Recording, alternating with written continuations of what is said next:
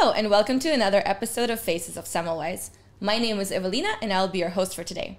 Today we have another special guest with us. Her name is Ioshy Montes. Please introduce yourself. Hi, I'm Ioshy. I'm 21. I'm from Costa Rica and I'm a second-year medical student at Semmelweis. Wow, Costa Rica. How come? How did you get to Hungary?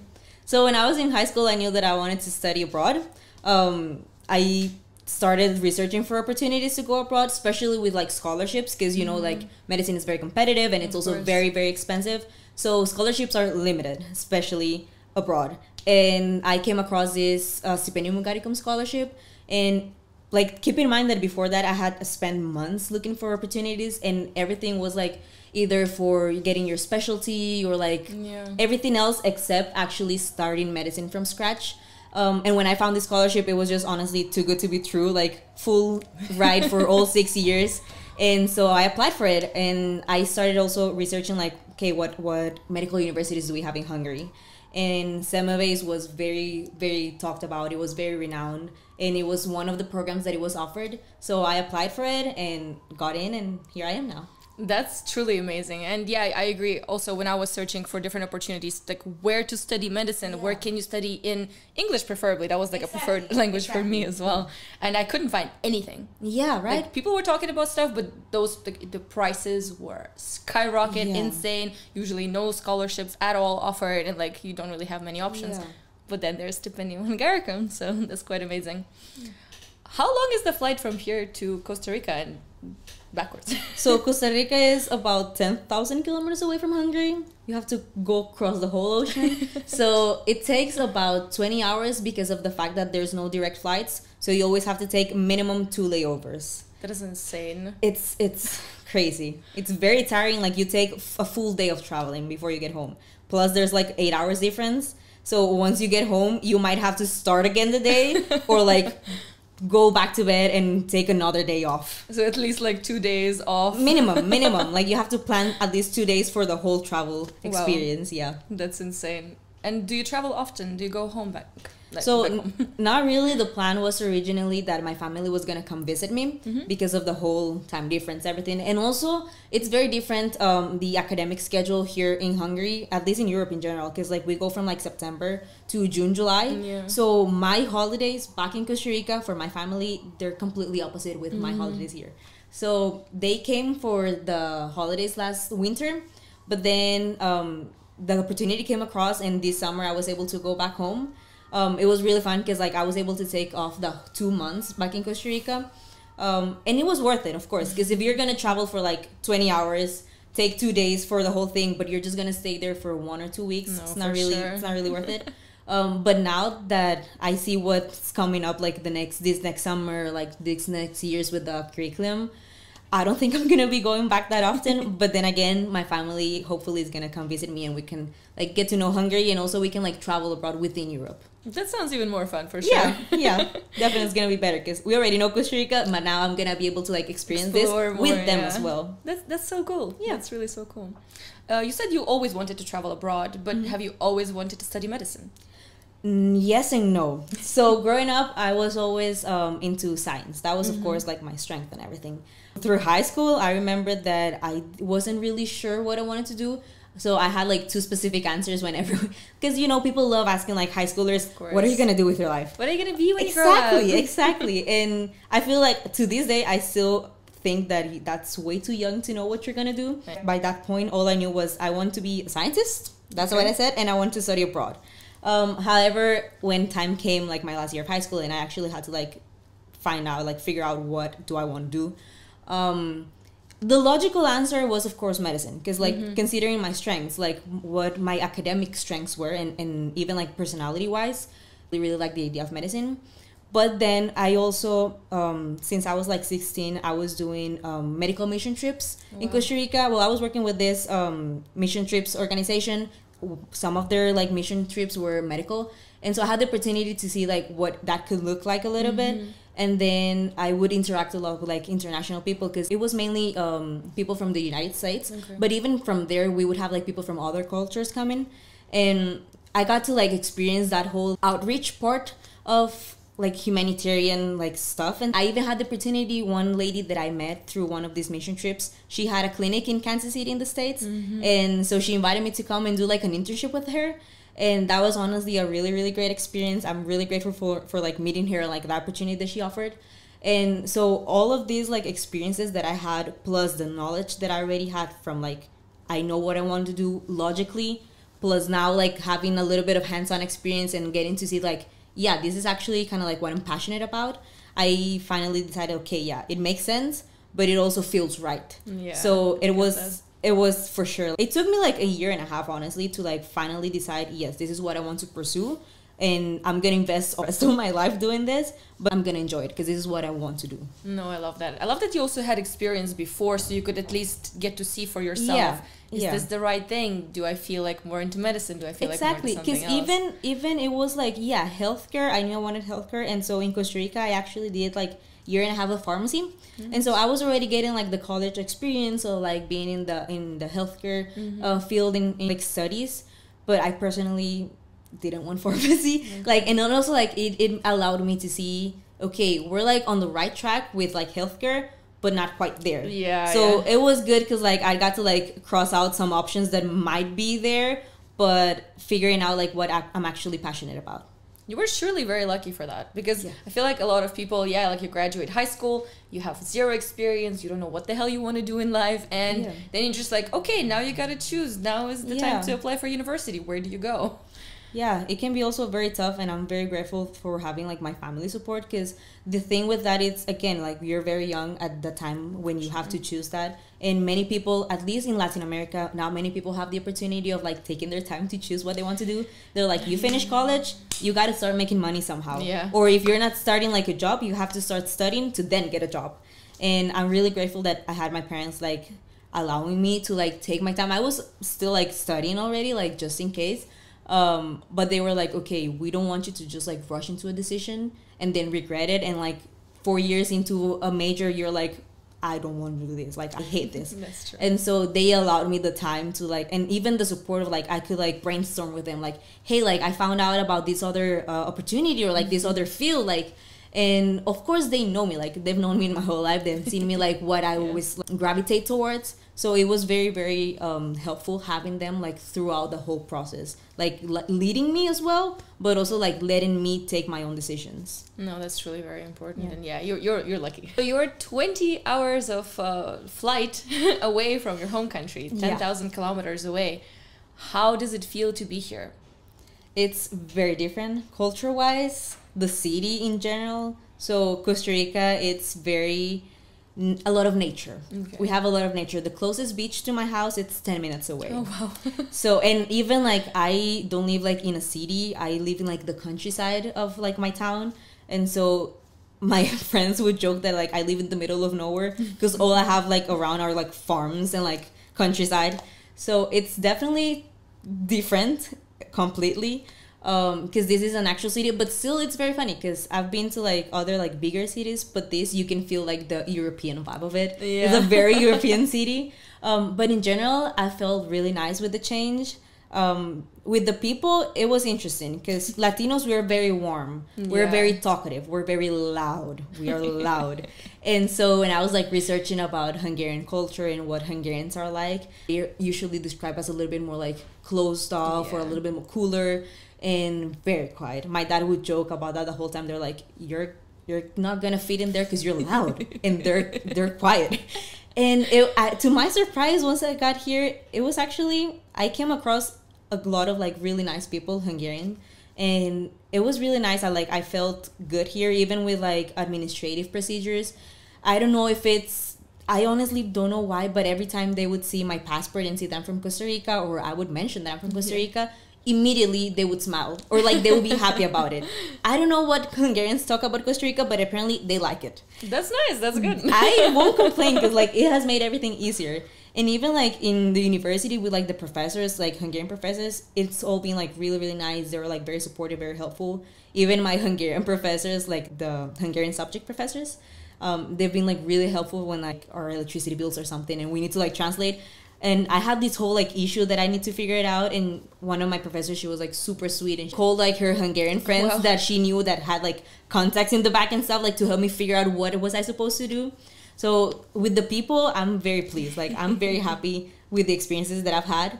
I had to learn to like quiet down a little bit, because in the metro, like when I was with my friends, I would be like yelling and I could see people like looking around. I'm like, okay, wait, let's cool it down a little bit. But then with like the city itself, I like the fact that it's all very like easy to get everywhere. Like with the public transportation, I love it. Probably I honestly in Europe. love it. Yeah, because in Costa Rica we do have public transportation, but it's mainly like buses. At least like in the part of Costa Rica where I live, and it's not the worst, but it could, of course, there could be improvement. And also because, like I said, I live like in the countryside, so from the city center from my house is like 20 minutes, and there's just like a few buses that you can take there, and they're all like not the best conditions because it's like the longer roads. Here I can take the metro and be like the other side of Budapest in like 10 minutes, literally. So I love the public transportation system here, and also I love that you can walk around.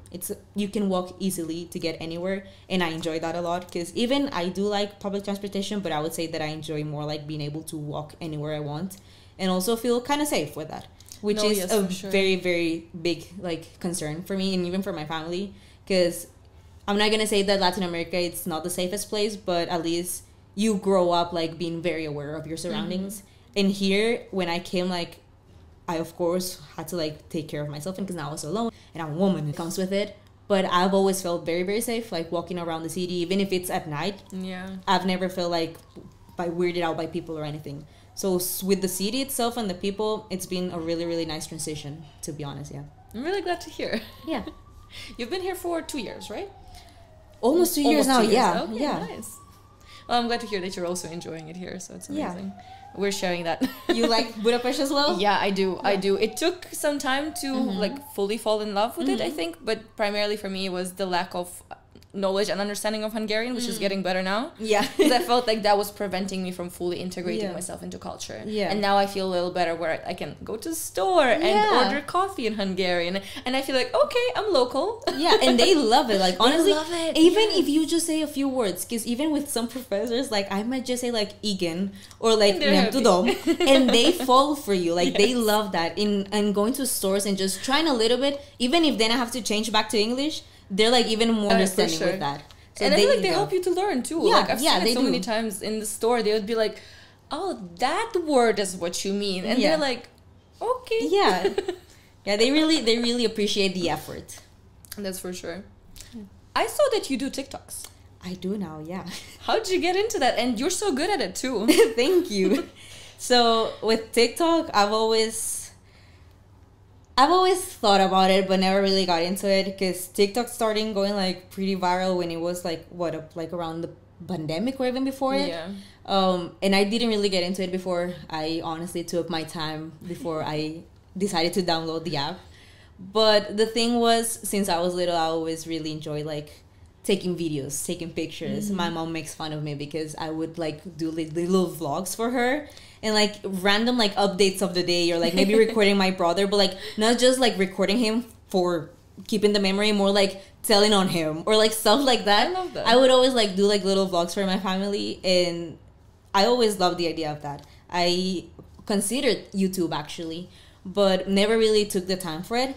I've always been like very creative, like with videography and everything. I don't know, it's just something that I always really liked. But now with TikTok, I thought about it, but I didn't want to just like post random things or like just because. So what actually made me want to start was that when I was trying to look for information or like look for other like experiences of people that were studying here, I didn't find anything. Nothing. Yeah. Actually, I found your YouTube channel. I did find your YouTube channel, and it was like the only thing that I found about like Semmelweis in general. There was nothing. Yeah. And so I was like, okay, this is not good. Like there's no information. But also not only for about that, but the scholarship was like the biggest thing that I wanted to share about, because I know that there's a lot more Latinos that are in the same situation as me, that they want to strive for like these big dreams that they have, but maybe they don't know how to find them. And even like I found it 10,000 kilometers away from home. That's true. There's other Latinos that maybe within their reach is still within Latin America. So what I wanted to do is like share about that like valuable information that I found, so that they could also like find it. And feedback that I got from it, it was incredible. Like it really, really felt nice to get the comments from like not even just like students, but like from moms or parents where like, I want like my daughter, she's like in high school, she would love to do this, can you share more information about it? Or even other students like, I also want to study medicine, this is great, can you keep sharing about it? So I didn't think it was gonna like go as well as it did. I didn't thought it was gonna have that reach that it got, but it was amazing, and it was very, very gratifying and very rewarding to see that the purpose of why I posted it, like actually that would happen. Exactly. So now I think like after I finished like posting about like the information of the scholarship and everything, because I tried to do like a little bit of a series, because it's a lot of information. It's a lot of information, and people have a lot of questions. But then after that, I'm still considering whether like to continue or not, like, or what to put out there. Because then again, like I don't want to just post whatever for whatever reason. Like I still want to make like at least some sort of valuable content, like use something useful for other people, or even something that I truly feel good about, or that like I like, you know, not just like posting things for the views or for growing your account, more that like you actually like the content that you post, so that you would also see it. Oh, you're so right. I feel like that's something that a lot of people have to like put their minds into, that you have to like the content you create. Exactly. And that's when it will prosper, because you yourself like it, which means that most likely other people will also like it and find it useful. But it's really amazing that you're doing this, and I am sure it's going to be super helpful for other people. But I totally can relate to the fact that you said some parents, sometimes they message you. I recently got a message also from this man, and he said that his daughter, who's in her 12th year of school, is now thinking about applying to med school. And I was there like, tell me what you need to know. No problem whatsoever. And like, it just gives so much joy to help somebody to get to where you are also at already. Of course. To have more people interested in medicine too. Like that's an amazing thing. And we all need more medics in this world. Definitely. For sure. And it's honestly like really great, because like, TikTok can be fun. And like, I personally enjoy just watching like random funny videos. But like, it's also good to see that it can be useful. It can be useful. Like maybe like these people, like they've never heard about scholarship opportunities, or like with your YouTube videos, maybe they like just came across it, and it can be useful for them. Like it can actually change their lives. Totally. So it's very nice to see that maybe if it was a little bit harder for you to find information, it's not gonna be harder for them anymore, because now they have a person that they can reach to. That's for sure. Because when I was applying in 2021, I found two people. One of them had a YouTube channel, and then somebody else, I don't remember who it was. It was somebody who already graduated, I think, or something. But that other girl, she is still a student here, but I remember reaching out to her, and like I sent a comment under her YouTube channel. I emailed her, and I reached to her on Instagram, and I got nothing, like no response. And I get that, I'm pretty sure she was like busy with school and everything, but I remember feeling like, oh my god, there's no other person I can reach out to. And now there's like, you know, there's you. I'm doing content, and now Huck is also like trying to put up more content for students to like get to know this, and now it's easier for them to learn. And I feel like learn about the opportunity, and to have people to reach out to, and not feel like, oh my god, I don't know what to do, I don't know how to apply and everything. It gives more visibility, so that's definitely very useful. That's super nice. Do you do anything else other than TikTok, like creative wise, you mean, or like hobbies? I think TikTok is probably your biggest hobby right now. I try to do like, because the thing with TikTok is, then again, I want to post things that I'm genuinely proud of. And so the thing is, I can be very perfectionist with it. So I might like record all day like content for it, and then at the end of the day, when I'm trying to like make something out of it, I'm like, no, I don't like it. So relatable. So I have to start over, or like I have to like plan a different day to record stuff. Definitely takes its time, but I try to just like plan it out. And then besides TikTok, I try to do just hobbies that actually help me recharge, because medicine itself, it takes a lot of energy from you. It takes a lot of time, but also a lot of energy. So whenever I'm trying to like go for new hobbies or new activities to do with my free time, I try that it's things that I can get energy from it, not that I have to like give more from it. So I honestly go for like more like calmer things, like either like just read a book that I'm enjoying, or like watch a movie, or like just go out. Like I said, I come from a very like nature surrounded country. So every time that I can, I like going for like walks next to the Danube, because for me, like the beach has always been like my happy place, or like I need to have a body of water nearby. Honestly, having the Danube has been like a great backup, because like when I'm feeling maybe like a little bit overwhelmed or anything, I go for a walk. I just see the water. I'm like, okay, all good. We can tune back. And then like I just like being outside, like going for a run and going for a walk. And then if not, just like do things that recharge me, being with friends. Yesterday was really funny because like I wasn't planning it. We didn't plan it at all. And my best friend, she just randomly came to my house, and we ended up having like a game night and pizza night. And I ended up not studying what I was supposed to, and it was totally fine, because like fine. I got the energy that I needed, so that I know that then when I'm actually gonna study, I can fully put myself into it. So with like hobbies and extracurriculars, I try to do things that I know that will actually give me energy from it. I love that. No, that's true. Sometimes like I also catch myself being like, oh my god, all I do is study, and I'm like, I have to stop. Studying is important. Of course, we need to study to pass our exams, but if you don't recharge, then you will be burned out, which is so much worse. Of course. So that's very nice, and I can totally relate to the nature part. And Danube, like evening walks next to Danube are my really favorite. Nice. I really love that. Just to walk there, peaceful, so nice. And or even going to Margaret Island. I love Margaret Island. I love Margaret Island. It's so pretty. I can't get enough of it. And you keep walking and it feels like it's just getting bigger. Yeah, I know. But that's really nice. Yeah. How do you manage TikTok? Which, from what I can hear, takes a lot of time. It does. And your schoolwork. So definitely it takes a lot of planning, of course. But I don't know, I feel like with everything is just trying to keep a nice balance of like, and also having your priorities straight, because I don't want to get to the point that I'm studying way too much that I burn out. Or that, like I told you, like I took my time to find that medicine was my passion.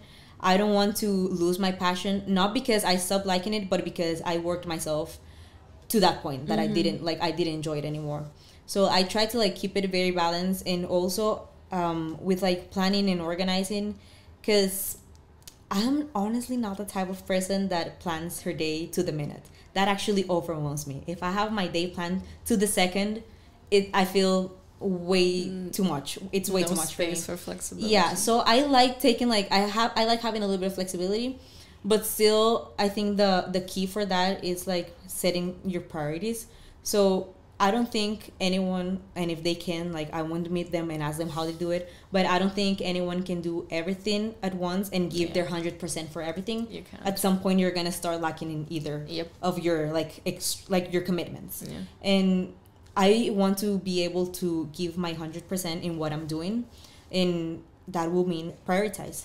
And at least for me, of course, university is a priority. That's the goal. That's what I'm here for. I didn't just like apply for a scholarship to go to a different country. Like the point was to become a doctor, right? Of course. So that's definitely the goal. But at the end of the day, I'm also like in my 20s. I also want to enjoy life. I also want to be able to like travel, explore, go out with friends. And so I try to like set maybe like a studying schedule, like things like that, or like maybe set like what days I'm gonna record videos, what days I'm gonna edit them. But I try to stay very flexible as well. So at least for me, like specifics, I would say that I try to like plan every like 2 weeks. I like schedule out my month, like see what commitments do I have throughout the months, what exams do I have maybe. But I try to like stay within like a 2 week window. And then I keep up like my weekly planner.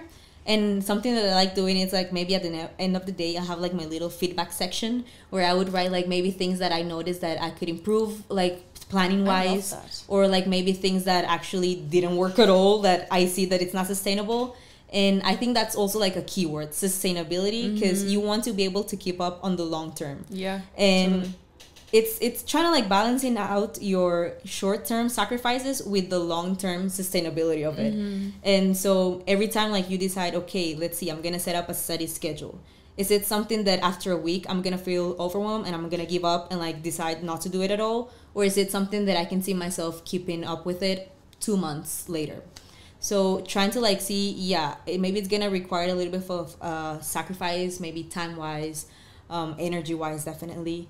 But is it gonna be something that in the long run is gonna help me be a better like student, be a better person, be a better professional, or is it something that after 2 weeks I'm gonna bail on it, give up, and actually feel frustrated? Because that's what we want to avoid. Like we want to avoid getting into commitments that at the end we're gonna feel frustrated from it, and then that's gonna start like chipping out parts of us and like the parts of that like passion and love we have for medicine. I see that, yeah. And that's not the goal. That's not the goal. So always try to like plan out. And I read this book once that I thought it was really, really useful, really interesting as well.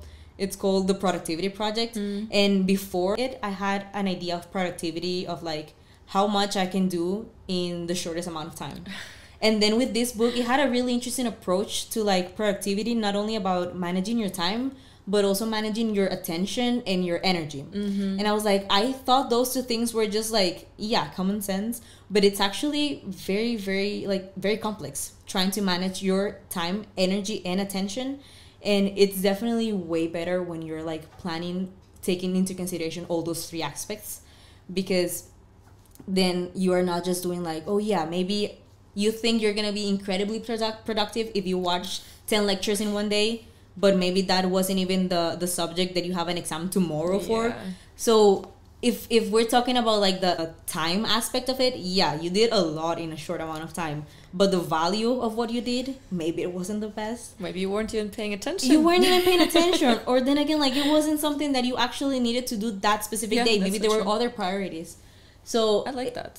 So it's like thinking what it's actually like a high value commitment that you have at the moment or responsibility that you have at the moment, and try to focus on that. Even if you only get one thing done in a day, but if it was something that it was like high value and that it's gonna help you a lot, like it's gonna be very useful for you, then I would say it's way better if you just do that one thing in a day than rather spending like 10 hours studying for something that you weren't actually understanding or wasn't even like working for you, or sticking to a studying method that you maybe saw on TikTok or on YouTube, and like people rave about it and they love it and they say it's the best, you're gonna get straight A's from it. But if it doesn't work for you, it doesn't work for you.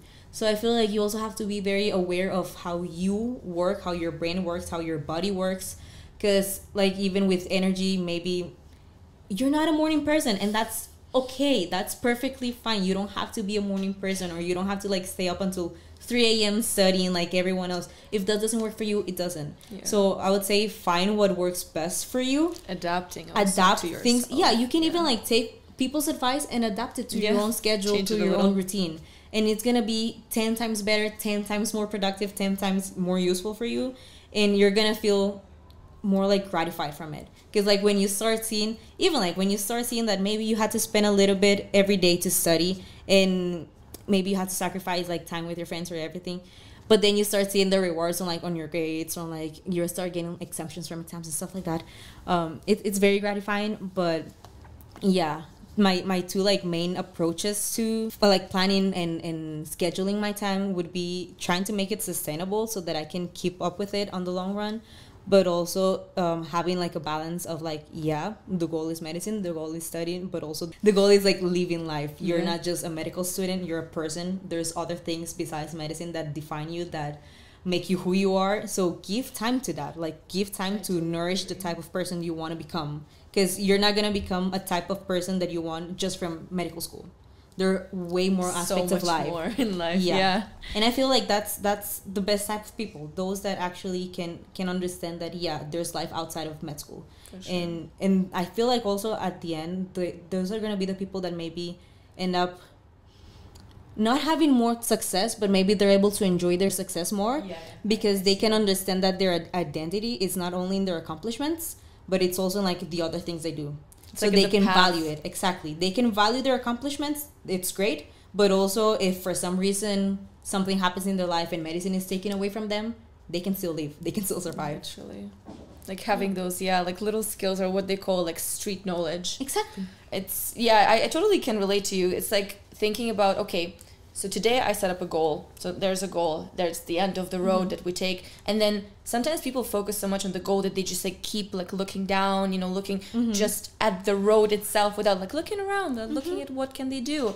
And yeah, it can take away from so much. And like university years are probably the best years you will have. Because after that, it's work. Yeah. It's work 9 to 5 or 6 days a week. And yeah, you're stuck. It's like a little jail in a way. And here in the university, you study a lot, but you have so much more flexibility. Yeah. You have time to travel, you have time to meet new people, to make friends. And this is something you probably won't have as much of when you graduate and you're already a doctor or anything that you are.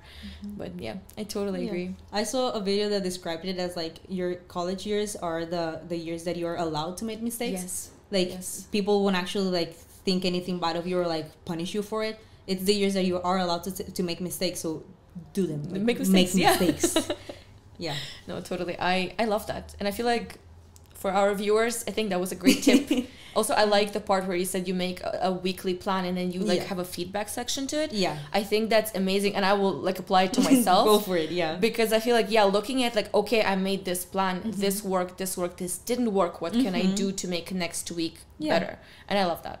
So, Semmelweis University, right? You've been here for almost 1.5 years now? 1.5 years, yeah. What was the best thing that happened to you in the university? In the university, the best thing that has happened to me. Jesus, that's a loaded question. I mean, do we want to like take it into just one specific moment or like a specific like anything that you feel like, okay, that was the best thing that happened to me in the university so far? I would say the best thing that has happened to me from being in Semmelweis University is the people that I found, the community that I've built. Because like you said, you have to adapt to like a new environment completely, but also you have to adapt to new people. And yeah, it's great that Semmelweis, it's very international and like there's people from way different like cultures, and everyone comes from like a very different background, but it's really cool to see how you make like your own little family away from home. Yes, because my family is way far from here. I didn't know anyone once I got here. And then, like, little by little, you start, like, making friends. And even there's some friends that maybe they're going to last for, like, a week or so. And then you move on to other people. But after 1.5 years of being here, now that I know that I've built, like, my own little, like, family in Semmelweis, I think that's what I've enjoyed the most. Because it's very important, the people that you surround yourself with, of course. Because it's going to influence a lot in how you grow as a person and also as a student. But it's also very important because the support that you can get from them and the support that you can give them, I feel like that's what I value the most. The friendships that I've built here, some of them, I have these 2 specific guys that they're the ones that they don't let me like make excuses. They don't let me make excuses. If I'm trying to like get out of studying for something that we all know that it's important, but like, dude, no, you gotta study. You gotta like, they keep me accountable. And I feel like that's so valuable, like having friends to keep you accountable, because they know and they understand what your goals are as well. Because like it's like-minded people. But also like besides having people that like, keep you accountable, there's also people that help you when you are like vulnerable or like weak or you feel like you need to rest. There's people that you can get, like being with them gives you energy. And like my best friend that I have here, I met her like on the first week because we were in the same registration group, but we actually didn't really talk until like later on. And now we're like really close. And like during final season, I think final season, it's the least favorite part of every student Semmelweis. But for me, I think it's when we grow the most, because we have to like face everything, not only face exams and examiners, we actually also have to like face things in us that maybe we have to fix to like grow as people as well. And so with my best friend, I feel like those exam periods is when we've gotten like even closer, and like our friendship has grown even more, because it's when we're both like trying to just pull through and knowing that we have each other to support each other and also to just like help each other out. And even like not just with her, like in general, like the little family that I found here, it's been really nice having like-minded people, but also at the same time very different people, very different people from very different backgrounds and upbringings. So you learn a lot from it. You learn a lot from them, and also you learn a lot from yourself by seeing these other experiences. No, I love that. Yeah, you're so right. Yeah, your family is far, regardless of how far your family can be. And then you build your own little circle here of people who do support you. And you're so right. I feel like if there was a question, what's the worst part about Semmelweis, everybody will say the same thing, exam period, just collectively. And it is the worst part of our studies. And yes, it's difficult, and it's difficult mentally, physically, and in all kinds of aspects. And having those people to support you, to be there with you, motivate you to study even more, that's very important. Yeah. So totally agree with that. Could you tell me, maybe, what is maybe some like quirky or interesting fact about you? I can either be like very, very focused, or like go like not crazy, but like just like be super silly in like a very goofy mood. But like I don't always, like, I'm not really in like a balanced spot. Okay. It can be like really weird to understand, but like what they trying to say is that I can either have like a lot of fun and just like be very chill and like be in a silly mood, or I'll go like all out when I'm like in focus mode. Extremes? Yeah, like I go all out on focus mode. And I feel like it's kind of true. And like I think it's funny because growing up it was like very different to that, and it's something that I've like adapted to once I got here, because I try to like keep, again, the balance between like both things of like trying to like be responsible enough, but at the same time try to like make mistakes and be everything. Like something just like very random that I was actually discussing also with like a friend recently, it was that I feel like it also goes with this, that I love piercings. Like now that I see your piercing, I love piercings. Like I've had a few and I love those. I love piercings, but I love tattoos as well, but I would freak out. I couldn't get a tattoo. And I have a million ideas of tattoos that I wanted to get, and I love seeing them in people as well. But thinking of getting one myself, it just freaks me out. And it's not even the pain. Like, I've pierced my own nose, so it's not the pain. Yourself? Yeah, and it's not... See, that's a quirky, interesting fact about you. There you go. I pierced my own nose, and not once. I did it like twice. Damn. But yeah, but tattoos, I don't know, for some reason it freaks me out, or I feel like it's not really that too much of a commitment, but I don't know, I feel like after a while I'm just gonna get bored of it, and the fact that I cannot take it away, that makes me like very anxious about it. Oh, I see that. So I love seeing it in people, and like they look so cool, and maybe one day I'll get one, but I think for now I'll just stick to like doing stuff to my body. I will do like piercings. Every piercing that I want. It disappears. Exactly. You can take it off after a while and it's fine. But I think at some point I would actually like to get a tattoo. Maybe I'll build the courage for it. I feel like you need to be ready for that. Like it is a big commitment. Definitely, you have to be ready for that. And also, because again, like I want it to be meaningful, but at the same time, I just want to like do whatever and make it fun. Do art on my body. So it's just like it needs a lot of thought. So that's true. I'm still not quite there. So for now, we're just gonna stay with like piercing my own nose and like getting more piercings and stuff like that. I can't believe you pierced your own nose. Yeah, I mean, so the first time I actually got it pierced by like an actual like professional, but then because of school, like I had to take it on and off all the time. It's prohibited. Yeah, in high school it was. And so I had like a transparent one that they were okay with. Oh, but I just thought it was so like, it looked like I had like a big zit in my face, so I didn't like that. And so I removed it and it kind of closed. Yeah. So instead of going to a shop and getting reopened it, I just grabbed like, and I remember I didn't go for like a very, very casual earring. I just got like the biggest pearl that I could find and like I just stuck it in there. And I actually went to school like that day. Like I wasn't fazed by that. Like I don't know what that says about the things that I do, but everyone was unfazed by the fact that I was just like walking around with like a huge earring in my nose. But then like I of course switched it. But after 2 years of having to like take it on and off because of high school, I made it like infect a lot, like very often. Oh, no. It never really properly healed.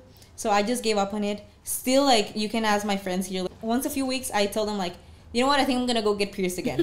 And then I'm like, no, I remember what the whole deal was with it, like how hard it was for it to heal. So now I'm just like trying to stay calm with it. And when I feel the urge of getting a piercing, I'm just like, remember what you had to go through.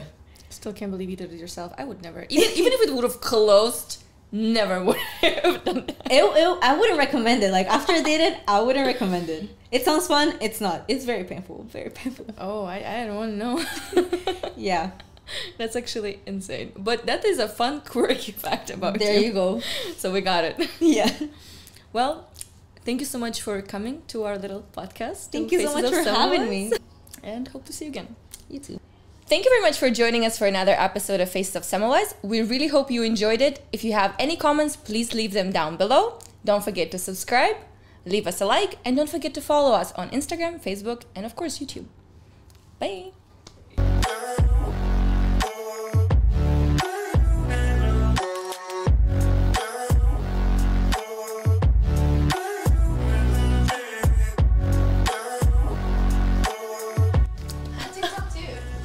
TikTok.